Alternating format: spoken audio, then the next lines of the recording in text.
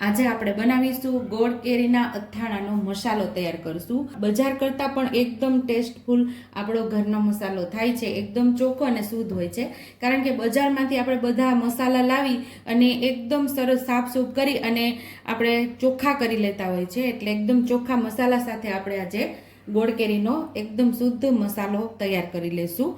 તો એના માટે આપણે અહીંયા 50 ગ્રામ જેટલા રાઈના કુરિયા લીધા છે, 25 ગ્રામ આપણે મેથીના કુરિયા લીધા છે અને 20 ગ્રામ આપણે ધાણાના કુરિયા લીધા છે। 1 ચમચી આપણે હિંગ લીધેલી છે, 1 ચમચી આપણે હળદર લીધેલી છે, 1.5 ચમચી જેટલું મીઠું લીધું છે, 3 ચમચી લાલ મરચું પાવડર લીધું છે અને અહીંયા આપણે 2 ચમચી જેટલી વરિયાળી લીધી છે અને 1.5 ચમચી જેટલા આખા ધાણા લીધા છે અને વઘાર પૂરતું જ અહીંયા તેલ લીધું છે અને અહીંયા આપણે 10 થી 15 તીખા એટલે કે મરી લીધા છે। ધાણાના કુરિયા તો લીધા છે, પણ આ જે વઘારમાં આપણા આ અધકચરા જે ધાણા થાય છે એનો સ્વાદ બમણો થઈ જાય છે। 1.5 ચમચા જેટલું અહીંયા તેલ લીધું છે, એટલે કે 1 મોટા ચમચા જેટલું તેલ લીધેલું છે। તો આ બધા મસાલાને આપણે ડ્રાય રોસ્ટ કરી લેવાના છે, કારણ કે આની અંદર જે ભેજ હોય એનાથી આપણું અથાણું બગડી શકે છે। તો આપણે એને રોસ્ટ કરશું એટલે એનો જે ભેજ ઉડી જાય ત્યાં સુધી જ આપણે એને શેકવાના છે। તો બધા મસાલાને આપણે શેકી લેશું। આપણે ચાલુ કરી દીધો છે। અહીંયા રાઈના કુરિયા ઉમેરશું, આ છે મેથીના કુરિયા અને આ છે ધાણાના કુરિયા। અહીંયા વરિયાળી પણ ઉમેરી દેશું, આખા ધાણા પણ ઉમેરી દેશું અને આ સૂકા મસાલા પણ ઉમેરી દેશું।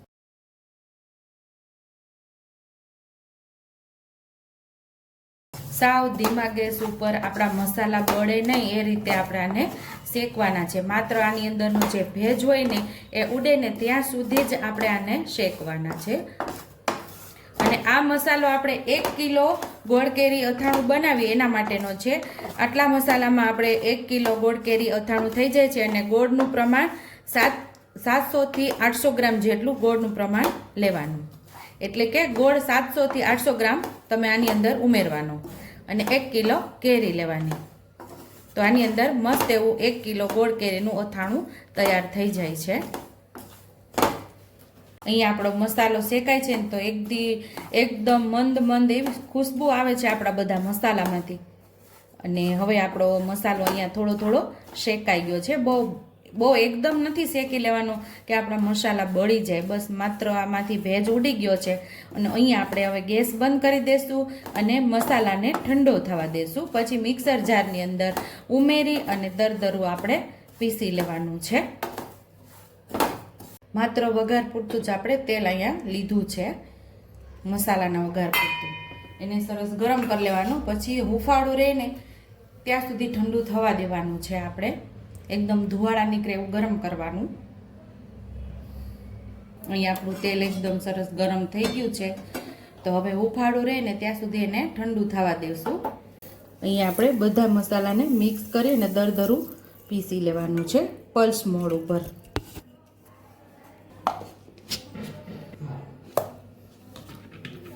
માત્ર 2 વાર જ પલ્સ ઉપર કરેલો આપણે મસાલો મસ્ત એવો દરદરો થઈ ગયો છે, એટલે કે સાદી ભાષામાં દાદીમાની ભાષામાં કહું ને તો આખા પાખો મસાલો થઈ ગયો છે। આપણે એક બાઉલની અંદર આ મસાલાને આપણે ઉમેરી દેવાનું છે।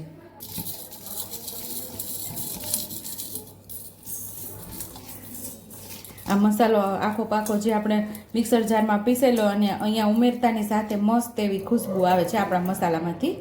અને જો ઘણા તમને મરી પણ આખા દેખાતા હશે અને તજના ટુકડા થોડા જો દેખાય છે અહીંયા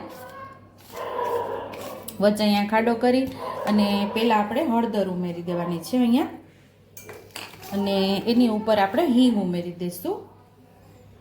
અને અહીંયા આપણું તેલ ઉફાળું થઈ ગયું છે, તો વચ્ચે જ આપણે ઉમેરશું હિંગની ઉપર જ, અને તરત આપણે ઢાંકી દઈશું। અહીંયા હવે આપણે મિક્સ કરી દઈશું।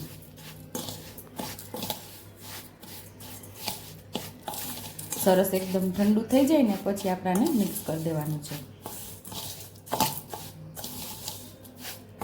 અહીંયા આપણે મીઠું અને લાલ મરચું પાવડર ઉમેરી દઈશું।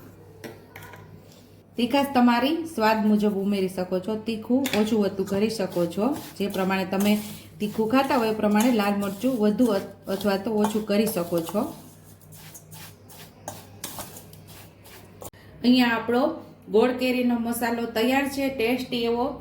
અને આની અંદર તમે 1 કિલો કેરી લઈ અને જો છાલવાળી બનાવતા હોય, છાલવાળી કેરીનું અથાણું, તો છાલ રાખવાની, ન રાખતા હોય તો છાલ ઉકેડી નાના ટુકડા કરી અને હળદર મીઠું ચડાવીને આખી રાત રાખી અને બીજા દિવસે પંખા નીચે નહીં પણ આમ કુદરતી વાતાવરણમાં રસોડાની અંદર પોળી કરી અને સૂકવી. જ્યારે આમ દબાવો ને પાણી ન નીકળે ત્યાં સુધી એને સૂકવવા દેવાની. અને આની અંદર 700 થી 800 ગ્રામ ગોળ ભેરવી અને કેરીને મિક્સ કરીને આપણું ગોળ કેરીનું અથાણું તૈયાર થઈ જાય છે. જો તમને મારી રેસીપી પસંદ આવી હોય તો મારી રેસીપીને લાઈક કરજો, શેર કરજો, સબસ્ક્રાઇબ કરજો, બેલ આઇકોનને દબાવતા ભૂલતા નહીં અને કમેન્ટ બોક્સમાં કમેન્ટ કરજો કે મારી રેસીપી કેવી લાગી અને હાઈપ પણ કરજો.